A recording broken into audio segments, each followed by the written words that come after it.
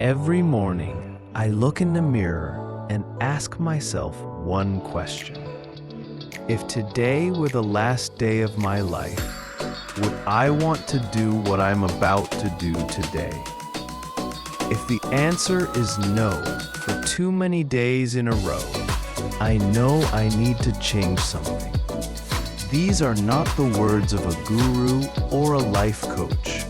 They are the words of Steve Jobs, one of the most brilliant minds of our time. He knew what many of us forget. Our time is limited. This is not a story of perfection, but a story of raw courage. The courage to follow your heart and intuition. Jobs' first story is about connecting the dots. He dropped out of college, but he stayed on campus, dropping in on classes that genuinely interested him.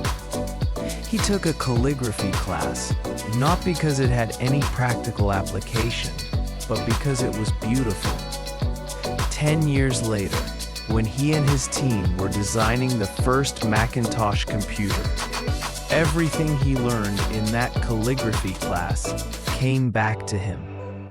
The Mac was the first computer with beautiful typography, with multiple fonts and proportionally spaced lettering. You can't connect the dots looking forward. You can only connect them looking backward. So you have to trust that the dots will somehow connect in your future. You have to trust in something, your gut, destiny, life, karma, whatever. That trust, that leap of faith, is what makes all the difference. His second story is about love and loss. Jobs was lucky. He found what he loved to do early in life. He started Apple in his parents' garage, and in 10 years, it was a multi-billion-dollar company. Then, at the age of 30, he got fired.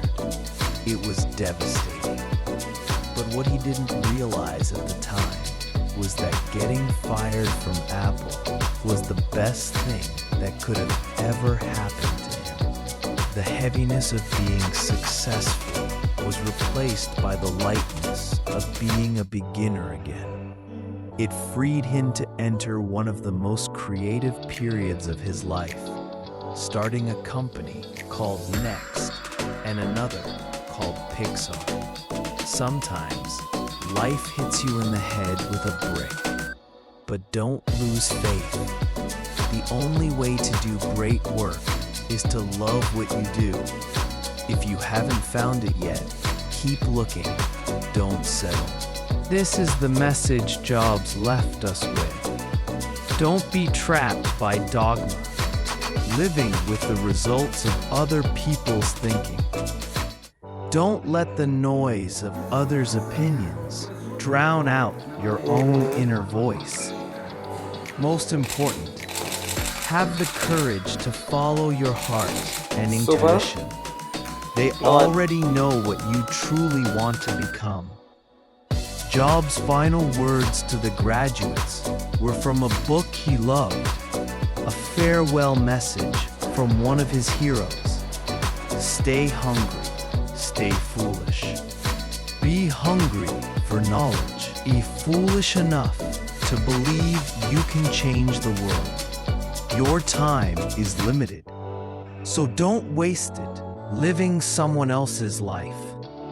Have the courage to follow your heart and intuition. And remember to stay hungry, stay foolish.